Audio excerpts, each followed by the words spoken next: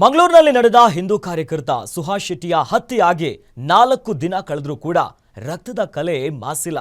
ಈ ಹತ್ಯೆಯ ಪ್ರಕರಣ ದಿನಕ್ಕೊಂದು ತಿರುವನ್ನ ಪಡೆದುಕೊಳ್ಳುತ್ತಾನೇ ಇದೆ. ಹತ್ಯೆಗೆ ವಿದೇಶದಿಂದ ಫಂಡಿಂಗ್ ಮಾಡಿದ್ದಾರೆ ಅನ್ನೋ ಆರೋಪ ಕೇಳಿ ಬಂದಿದೆ.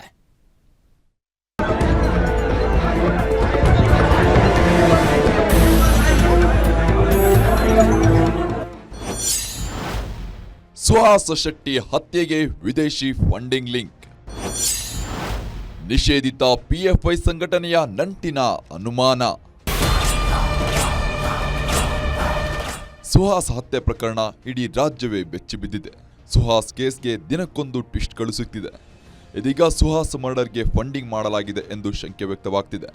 ಸುಹಾಸ್ ಕೊಲೆ ಮಾಡಲು ವಿದೇಶದಿಂದ ಭಾರಿ ಮೊತ್ತದ ಹಣ ಬಂದಿದೆ ಎಂದು ಸುದ್ದಿ ಹರಿದಾಡುತ್ತಿದೆ. ಸದ್ಯ ಬಾಜಪೆ ಪೊಲೀಸರು ಬಂಧಿತ ಆರೋಪಿಗಳ ಬ್ಯಾಂಕ್ ಖಾತೆಯನ್ನ ತಡಕಾಡ್ತಿದ್ದಾರೆ. ಜನವರಿಯಲ್ಲೇ ಸಫಾನ್ ಟೀಮ್ಗೆ ಫಾಜಿಲ್ ತಮ್ಮ ಆದಿಲ್ 3 ಲಕ್ಷ ಹಣ ಕೊಟ್ಟಿದ್ದರು.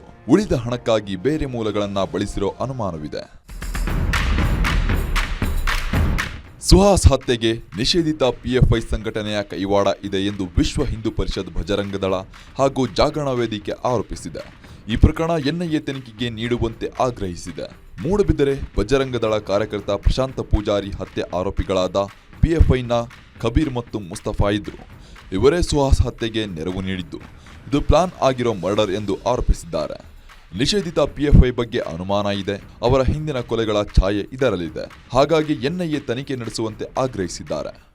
ನಮಗೆ ನೇರವಾಗಿ ಅನುಮಾನ ಇರುವಂತದ್ದು ಪಿಎಫ್ಐ ಸಂಬಂಧಪಟ್ಟ ಹಿಂದೆ ಯಾವ ಮಾಡೆಲ್ಗಳಲ್ಲಿ ಪಿಎಫ್ಐ ಈ ರೀತಿಯ ಟಾರ್ಗೆಟೆಡ್ ಕಿಲ್ಲಿಂಗ್ ಗಳನ್ನ ಮಾಡ್ತಾ ಇತ್ತು, ಸಂದರ್ಭಗಳನ್ನ ಆಯ್ಕೆ ಮಾಡಿಕೊಳ್ತಾ ಇತ್ತು, ಅದು ಈ ಕೇಸ್ನಲ್ಲೂ ಅದು ಗೋಚರಿಸ್ತಾ ಇದೆ.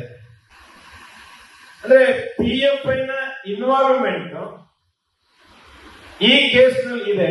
ಈ ಪ್ರಕರಣದಲ್ಲಿ ಬಾಜಪೆ ಠಾಣೆ ಹೆಡ್ ಕಾನ್ಸ್ಟೇಬಲ್ ರಶೀದ್ ಭಾಗಿಯಾಗಿರುವ ಆರೋಪವು ಕೇಳಿಬಂದಿದೆ.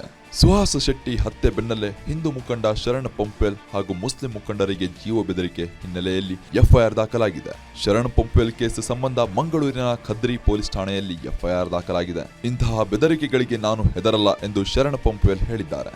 ನೀವು ಇದನ್ನು ಪತ್ತೆ ಹಚ್ಚಬೇಕು. ನೋಡಿ, ನನ್ನ ಮೇಲೆ ನಿನ್ನೆ ಬೆದರಿಕೆಗೆ ಬಂದಿದೆ. ಇವರು ಕೇಸ್ ಮಾಡಿರಲಿಲ್ಲ, ನಾನು ದೂರು ಕೊಡಬೇಕಾಯ್ತು. ಇವರು ಕೇಸ್ ಮಾಡಬೇಕಾದ್ರೆ ಇವರಿಗೆ ಸುಮೋಟೋ ಕೇಸ್ ಮಾಡಿ ದಾಖಲು ಮಾಡಬಹುದಿತ್ತು, ಮಾಡಿಲ್ಲ ಇವರು.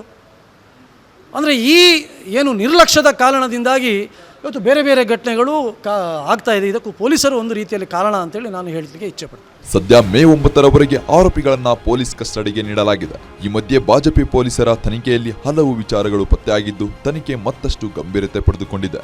ಈ ಘಟನೆಯಲ್ಲಿ ಪಿಎಫ್ಐ ಕೈವಾಡ ಶಂಕೆ ಹಿನ್ನೆಲೆಯಲ್ಲಿ ಇಡಿ ಕೇಸ್ಗೆ ರಾಷ್ಟ್ರೀಯ ತನಿಖಾ ದಳಕ್ಕೆ ನೀಡಬೇಕು ಎನ್ನುವ ಆಗ್ರಹ ಜೋರಾಗಿದೆ. Aditya Dondole, guarantee news, Mangaluru.